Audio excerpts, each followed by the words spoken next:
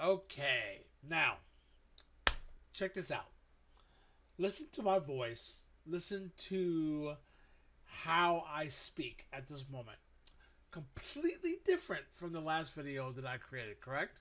Okay? So now you're starting to understand that those good days and bad days does play a factor in my aspects of doing what I do. Okay? When feeling bad, obviously, there is no way of creating videos because it's just not going to work. All right. And as I am starting my CCIE training, okay, obviously I'm starting off with YouTube videos doing CBT nugget micro stuff, which again, they're only 5 minutes long. Not going to get much out of there, but it does bring me back to the ASA. Now, one of the things that I want to tell you, okay, that I've always taught, okay, and you're also realizing that before my original channel, it was all work and no play, meaning that um, I'm very strict. The mission is to teach and to understand and to create the philosophy of the why, not just here's how you do it. And definitely the content is not created to pass an exam. It is to create a skill, and the byproduct of your skill set that I'm teaching you, you're going to be able to pass an exam, okay, by that skill set that is being taught. But also the concept of learning networking isn't to pass an exam, guys. It's to actually be able to do the work. So let's go back during the day, okay? 2009. All right, I just started off with CCNA stuff, okay? And the thing is, okay, after my CCNA, because when I started with CCNA, I was living on in a townhouse, and then I ended up moving to an apartment, okay? And give me 1 second here. Gotta pause this for a second. Okay, so I moved into my apartment, and I'm a CCNA now. When I moved from the townhouse to the apartment, okay, and have not even started CCNP yet. Haven't figured out what I was even going to go through next. Okay, um, so at this point, I decided, well, um, hey, I mean, I got routers here. I got Cisco routers. Why use the ISP router? I mean, I mean, if I'm a CCNA, why not use real routers to actually connect my internal network to the internet? Because this is exactly what I'm going to be doing at work. Okay, under the mindset that obviously I'm going to be setting these up from scratch, which is barely the case when you get in our field. Um, but again, as a consultant, it happens all the time. All right, and so um, as a CCNA, I cannot figure out, okay, how or why my traffic is not working. Okay, so I called up the ISP, and there was no mandatory requirement for MAC address entries on that ISP. Meaning that back in the day, okay, regardless if you wanted to buy your own router, okay, which at that point it wouldn't be a Cisco router, okay, because you wouldn't have the skill set to do it anyway. It would be like a Linksys router or something like that from Best Buy. But if you wanted to do that, you would have to call the ISP, okay, because the ISP is only going to allow routers on the ISP side based on authentication of the MAC address of your router that you have at home. Okay, so that was a requirement back in the day. All right, and then eventually, I mean, I haven't had that requirement since then. When I mean since then, I mean since they started making those changes, that was their requirement. And to be honest, I mean, to me, that's a really nice requirement. I don't understand why. Maybe because it was too much overhead, right? I guess. Nonetheless, um, and when I mean too much overhead, from the ISP perspective. It's just like, look, let's just, let's just block the private IP addresses on our side, okay, and just let anybody hook up their devices without our permission. All right. It's too many calls coming in saying, hey, I want to add this new router. Okay, so I don't know because I don't work on ISP sides. I work on large enterprises. Now, this was my first education of what training really would do.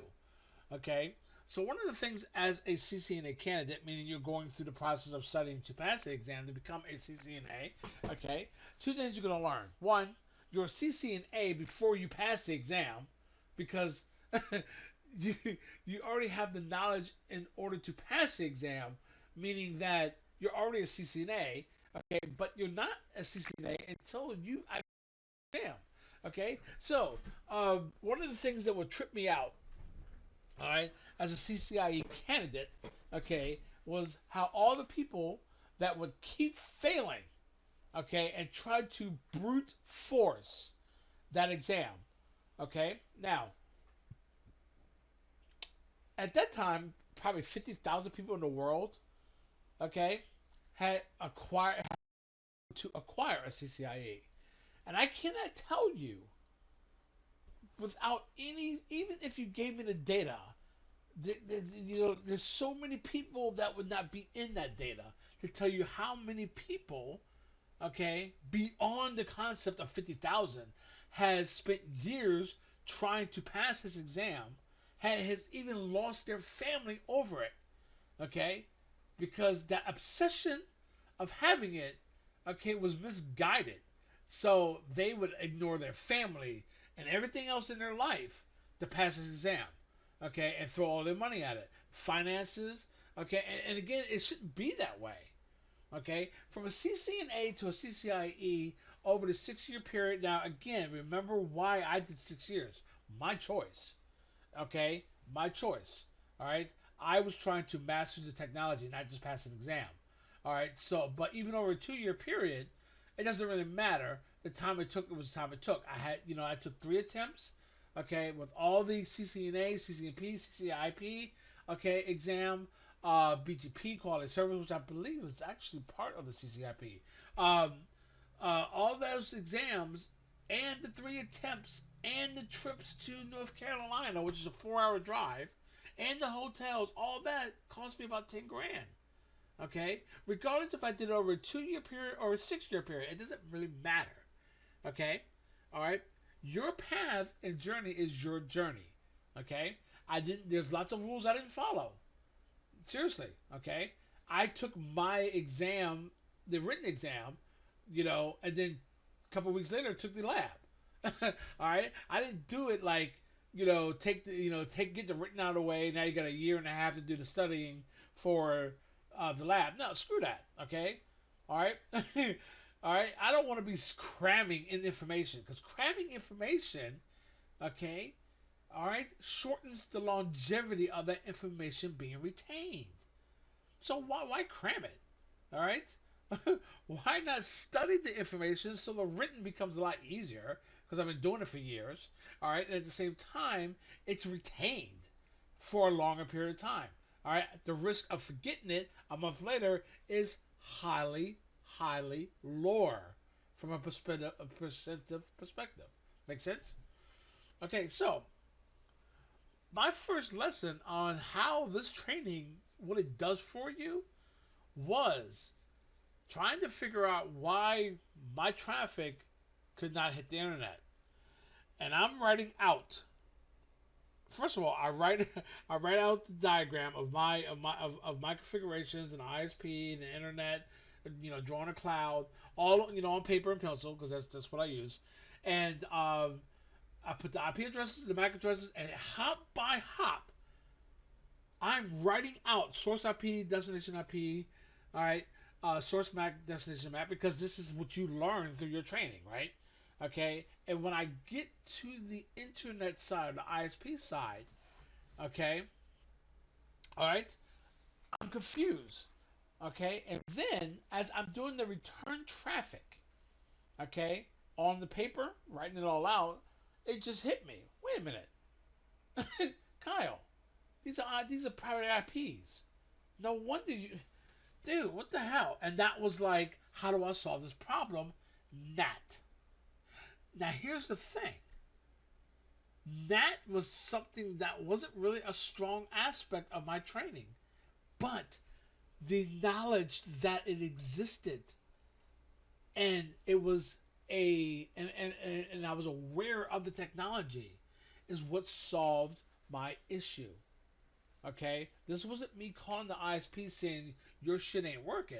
This was me going through as a trained CCNA, okay, troubleshooting and analyzing what possibility, okay, was causing my traffic to fail. Because at one point of that troubleshooting period, it was all working from my perspective logically, in theory, okay, until I caught the private IP address, okay.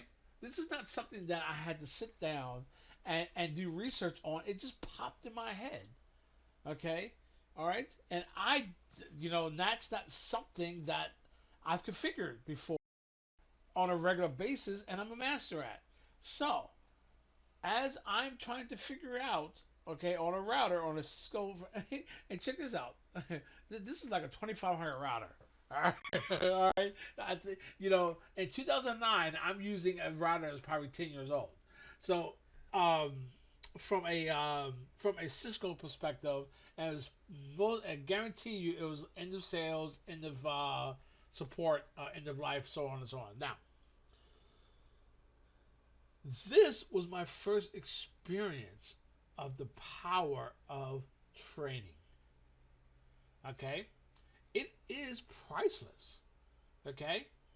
And without that training, no way would I have solved this issue because no way is an ISP going to sit there and walk through and troubleshoot the aspects of your network after the demarc.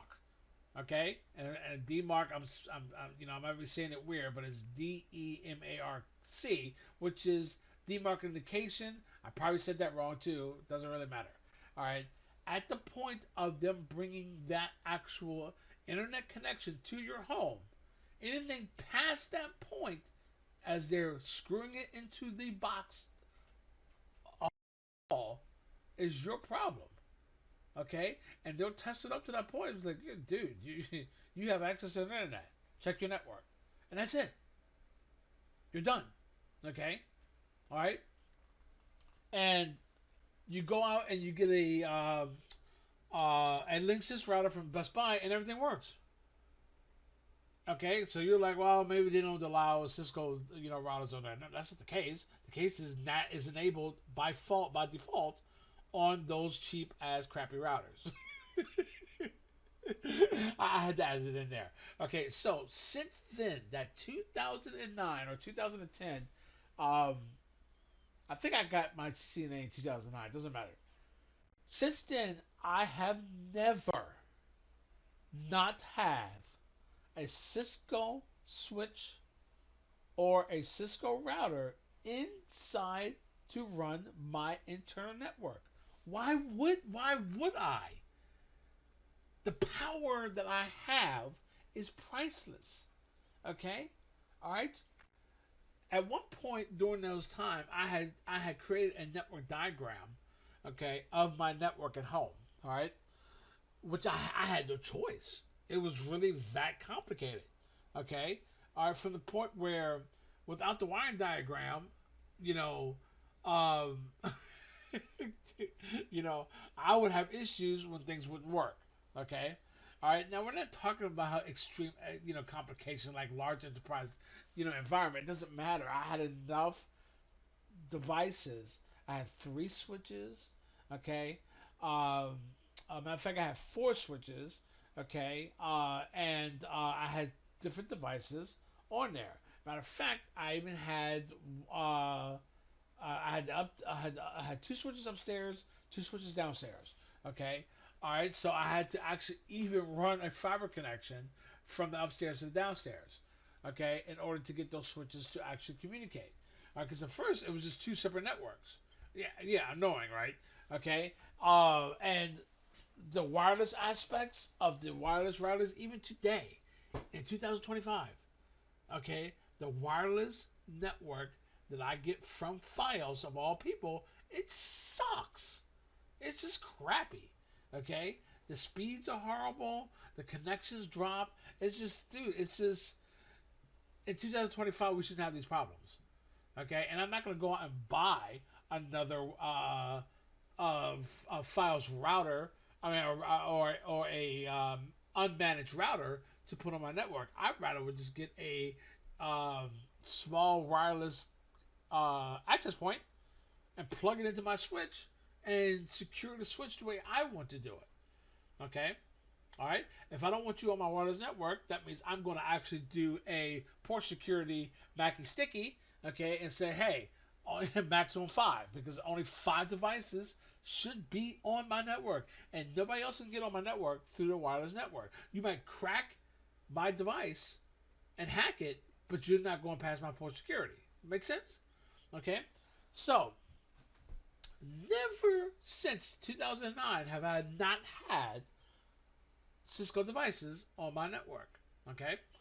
So, I want you to think about that as you are going out and still buying Linksys devices, okay, from that concept. Does it mean it's wrong? No, it just doesn't make sense to me. Okay? Alright? And that means for 21 years, I have always had a Cisco device. Okay, Cisco switches, Cisco routers. Even if I have a Fios device, okay, all right. What I would do is I would set up a DMZ on the Fios router and send that traffic to a particular IP address. That IP address is going to be the IP address of a Cisco router or a Cisco ASA. Okay, all right. Now, and I always have ASA too, except these last few years I haven't because it's been broken, and plus which doesn't really matter. I have to get ASAs anyway for my lab. As I'm going through security training. So so that will be coming back. Okay, as I put the DMZ there, okay, all traffic outside the from the outside internet is allowed into my ASA or my router. Okay, so at that point, I'm going to set up a zone-based firewall for a router, and just simple security um, security levels on my ASA. All right, problem solved. So now I have bypassed the Fios router, okay, and I don't have to log into it anymore. Done.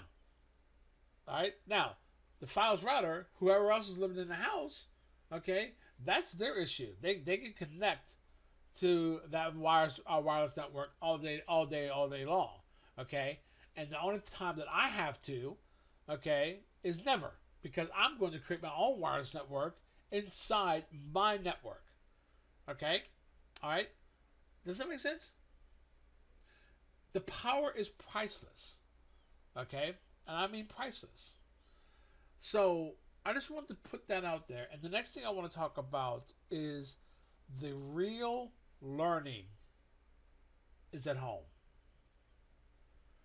There's going to be two types of people that you're going to interact with in our field. One, the person who swears up and down certifications is nothing more than a way for Cisco to make money. Again, it's just Cisco, Juniper, Fortinet. It doesn't really matter. Okay, all right, and they're not really worth it. These are the individuals that's never taken a certification in their life. Because your next question is, well, how many certifications do you have? And they're going to be none that qualifies them to be in our field. Having a Cisco certification doesn't really just say, I paid money. Okay? All right? And you can cheat all you want, but it doesn't really matter. Okay? All right. Do you think the discipline and the time and the effort that we real certified people go through, okay? Do you think that we do this just for kicks and come out just as dumb as we were as we begun? There's a reason why discipline is needed. The knowledge never stops coming. Okay? All right? And I have been on projects or contracts where this person has been on that network for 5 years. He's the lead guy and does has no idea what VTP is. Not a clue. Okay? All right? I've been in conference calls where I've asked about IPLSA, okay? And they think I'm talking about service level agreement. All right, I said LSA. I'm talking about um, SLA. All right, my bad. Okay, all right, because I got LSA on the mind because of OSPF. So now, okay, all right, and everyone's laughing, and all this shows you is you're the only person on this entire team. Okay, all right, because what that person has done is made me in from everybody else's perspective. I'm the stupid, idiotic person that brought up a service level agreement when I'm talking about a technology that none of you people have any idea exists. Okay, and your laughter is insignificant to my existence because I know the technology exists. Okay, all right, and then you find out that these people they're they're just people who believe that whatever happens on their network that's the industry standard. Okay, they've never seen another network, and the reason why they're best at what they do on that network is because they're just fixing problems that are just repeating. They've never even fixing the problem; they're band-aiding them. Okay, all right, and you're realizing that these are not real engineers. These are people who are just doing the bare minimum. Okay, all right. So your education and your discipline and your time that you do at home is irrelevant to anybody else's opinion or anybody else's status. Okay, this is your career. It's what you bring to the table. And the only one that needs to be appreciating it is you. You don't need their support. You don't need anybody's approval. Okay? All right? And that's a hard thing to say because we all want to be um, reassured that our skill set is there. We want to be an engineer. We want to have that status.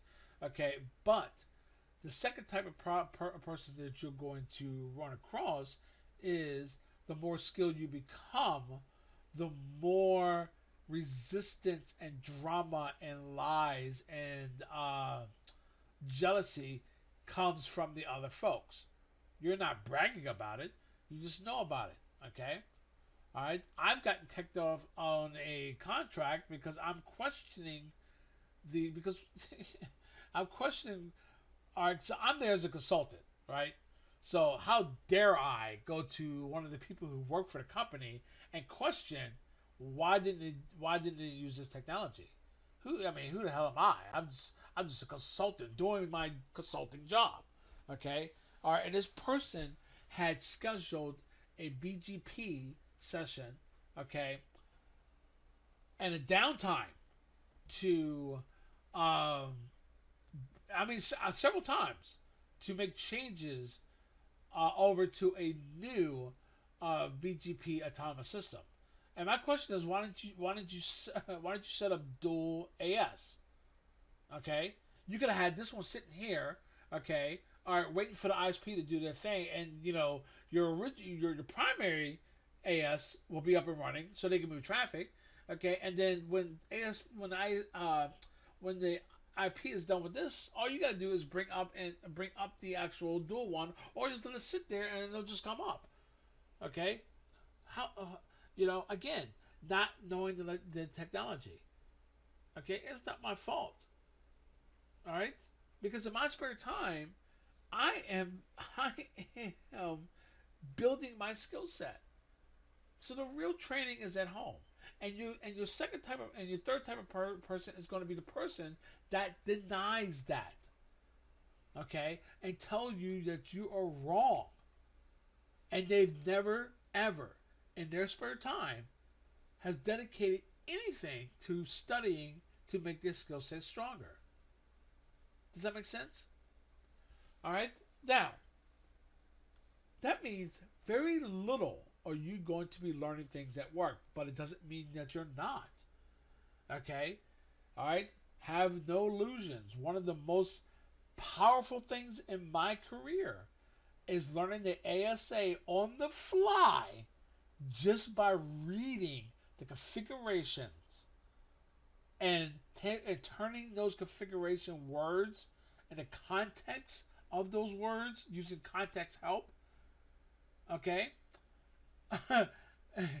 uh, Understanding how the ASA was really working and then making changes after that. And I mean literally going through and writing out the commands line by line on paper, okay, and making sense out of it. I'm like, okay, this makes sense, but what is this really doing? Now, here's my theory. I think it's doing this using show commands to go back, okay, all right, maybe even debug commands because the break fix issue, okay, and saying, okay, I understand this command, okay, all right. So there are possibilities, all right, of learning on the job. Okay, I've learned firepower on the job. I've learned ASA failover on the job, getting paid, okay, as I'm sent out to a customer when I was a consultant. Okay, priceless. Okay, but I'm telling you, all right, I'm telling you, none of those possibilities would have ever been possible without the training that I decided to do in my spare time at home. So I always say the real training is at home. Okay? So remember, all right, just like my CCIE, okay? Oh my God, all right? The one person that gave me the advice that the CCIE was not worth it, okay? If you go back and look at that particular person's history, okay, all right, her husband had just passed the CCIE. Okay, so she used her husband as a means of fast tracking the CCIE. Okay, as far as knowing what the lab was like and what she was training for, and that was her own focus. So she got to do it in 6 months because she had that background. But if the average is 2 years and you do it in 6 months, she had missed so many failures that she should have learned from and went through. And her opinion of the CCIE got devalued. And luckily, you know, it's my path, so I'm not gonna listen to you when my whole path up to this point is trying to get there to the CCIE. And the CCIE has a purpose for me, not for this industry. Okay, so I'm not listening to a word you say, and I am so glad I did not take her advice. So what I'm trying to tell you is, all right, there's a dynamic of how we do things. Okay, in the beginning of my CCNA channel, okay, back in 2009, I was a man of no bullshit. Okay, period. If you say something negative on my channel, okay, and I mean like you don't know what the fuck you're talking about, dude, I'm gonna check you. Okay? And again, first of all, you're not going to talk to none of my followers in that fashion.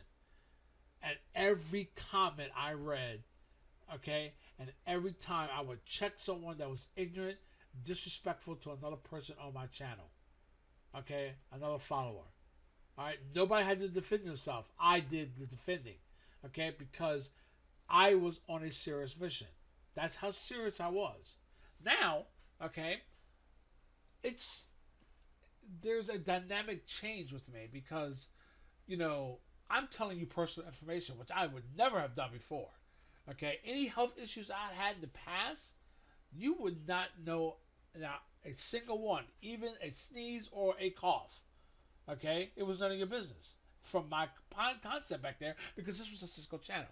Where now I am sharing my life with you, okay, in a different dynamic context. Where before there was no sharing. All right, we only had one thing to talk about, and that was Cisco. Period. And I'm not kidding. Okay, and not just Cisco, but networking in general. All right, because we talked about Juniper, we talked about we talked about network devices. Okay, all right, networking was the subject. We're here. You're getting to know me a little bit more. You're getting to learn Kyle Martin as a person. Okay, and that's why we do these type of philosophy videos and things like that. Okay, um, there are things that I'll say that you'll be like, man, you arrogant as hell. Okay, okay, that's fine, but did you try it out? Or are you just calling me ignorant? Are you just calling me arrogant? Sorry. You see what I'm saying? So I'm not going to prove to you that I'm not arrogant. I'm going to keep doing my thing. All right, and doing my thing is what I do best, and that's educate and help people out. Okay, that are trying to get in this field, that are in this field. Okay, and take my knowledge and take my information and use it as your own. Okay, tell your boss I'm the one who created it. So your boss can sit there and say, so you're telling me you created this technology and sold it to Cisco? Nah, I just gave it to him. That's all I did. I don't care what you do with the information I tell you, because no matter what, I could teach you beyond everything that I've ever known in networking. But here's the two things. I guarantee you, I have forgotten more than I could ever remember. Okay, since 2009. All right, I can tell you my weaknesses are very, very. I'm very aware of them. I don't know what I don't know. Okay, so those weaknesses I don't know. This seminar right here, this webinar, okay, by far, this is the second one I watched. Okay, first one was that, and the second one is Failover. ASA is a badass device. Okay, and I already knew that in the first place. All right, but I learned something about MAC addresses with multi context that, dude, I can guarantee you, if I ever came across this issue in the field before today, I would have never caught it. I would have had to make up a Cisco case, and they would have had to figure that out. Where today, dude, badass, badass. Okay, this guy is awesome. I love him. All right, and I've already watched two of his webinars. All right, and the last thing I want to say is this: there's no way in hell that I'm going to be able to teach you anything in a 5 minute video. And I need to encourage you to stay away from them. Okay? All they really do is give you false hope. Okay? Now, they have their purpose. Okay? All right? They do have their purpose. But, um, like this one, this was an hour. The last one was an hour. The next one I'm looking at, for like automation, it's an hour and a half. Okay? These are real, like Cisco videos. Okay? Their minimum videos is an hour. I don't think I've ever seen a Cisco live video that's half an hour, and that's like unless it's like an intro, or it's on a specific topic only. Okay, all right, guys, this this stuff is just. If you want to learn something and you think you learned it in 5 minutes, guys, you got another thing coming. My average video is about 45 minutes. And matter of fact, it's like an internal clock. I kind of know when it's 45 minutes because I've said everything I wanted to say. And as I'm about to end this video, let's see what the time is. 34 minutes. Okay? Alright? And I can easily talk for another 11 minutes, but I mean, there's no need for it. Okay, so that's what I'm trying to tell you. I also want you to go back to this video and check like 5 minutes. 5 separate 1 minute periods of my video. Random. Just randomly click on the bar and hit the timer or count to 60 and see if you've learned something within that minute. Okay? Because if you have an hour video, okay, and most of it is stories and most of it is talking about things that's not related to the subject, okay, that's not good. Now, we all do it. Okay, we start off a video and we kind of, we start off with, I guess you would say, an intro aspect of the video. Okay, hey, that could take 15 minutes. Okay, but after that 15 minutes, all right, okay, check check 5 separate 1 minute periods and see what you have learned in each one of those minutes.